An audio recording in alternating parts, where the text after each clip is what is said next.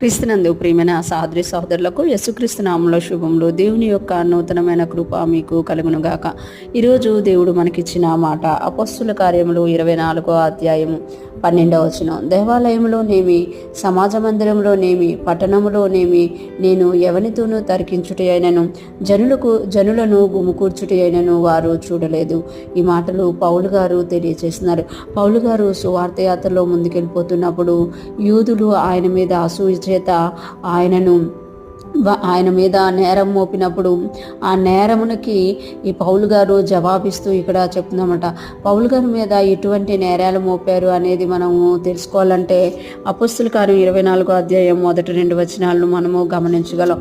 ఇక్కడ దానికి వివరణగా పౌలు గారు ఇస్తున్నారు కదా, దేవాలయంలోనేమి, సమాజ మందిరంలోనేమి, పట్టణంలోనేమి అంటే వాళ్ళందరూ ఏం చెప్తున్నారంటే ఈ పౌలు గారు దేవాలయములు పాడు చేస్తున్నారు, సమాజ మందిరాలను పాడు చేస్తున్నారు, పట్టణాల్లో పాడు చేస్తున్నారు, ఎవరితో పడితే వాళ్ళతో తర్కిస్తున్నారు, ధర్మశాస్త్రం గురించి తర్కాలు పెట్టుకుంటున్నారు, జనాలను గుమ్ముకూర్చుతున్నారు అని పౌలు గారి మీద వాళ్ళ నేరారోపణ తీసుకొచ్చారనమాట. దానికి పౌలు గారు ఏం చేస్తున్నారు అంటే ఎక్స్ప్లెయిన్ ఇచ్చుకుంటూ దేవాలయంలోనేమి, సమాజ మందిరంలోనేమి, పట్టణంలోనేమి అంటే దేవాలయంలో నేను పద్ధతిగానే ఉన్నాను, సమాజ మందిరంలో కూడా నేను మంచిగానే ఉన్నాను, పట్టణంలో కూడా నేను కరెక్ట్గానే ఉన్నాను, నేను ఎవరితోనూ తర్కించుటయను, జనులను గుమికూర్చుటయను వారు చూడలేదు, నేను ఎవరినితో తర్కించుట అయినను, జనులను గుమికూర్చుటను వారు చూడలేదు.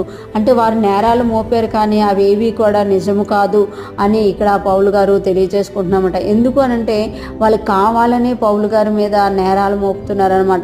జైల్లో పెట్టిపియాలి అనేసి ఆయన మీద భేదాలు తీసుకొస్తుంటే పౌలు గారు దానికి విశ్లేషణ ఇస్తున్నట్టుగా మనం చూడగలం. అంత్యకాలంలో అనేక మంది సువార్త కొరకు పౌలు గారు లాగే బందీలు అవుతారు అని యేసయ్య మనకు తెలియజేసినట్లుగా మనం చూడగలం.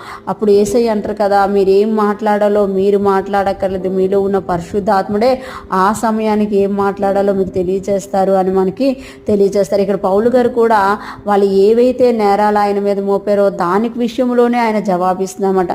అంటే ఈ జవాబు ఎలాగ ఉండాలి అని అంటే కరెక్ట్గా సూట్ అయినట్టుగా ఉండాలి. అటువంటి జ్ఞానమును పరిశుద్ధాత్మును మనకి ఇస్తారన్నమాట.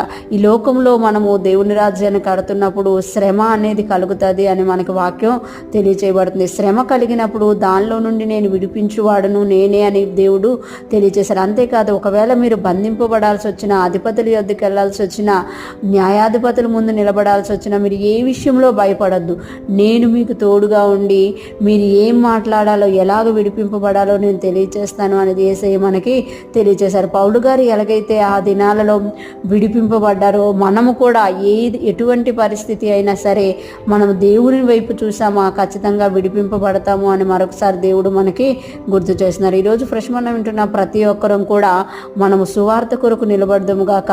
సువార్త చెప్తున్నప్పుడు వచ్చే ఏ కష్టమైన, ఏ బాధ అయినా, ఏదైనా సరే దాని నుండి దేవుడే మనల్ని విడిపించి ఆయన నామకంత కొరకు మనల్ని నిలబెడతారన్నమాట. అటువంటి గొప్ప దేవుణ్ణి మనం కలిగి ఉన్నందుకు దేవునికి స్తుతులు చెల్లిస్తూ మనము ముందుకు సాగిపోదాము గాక.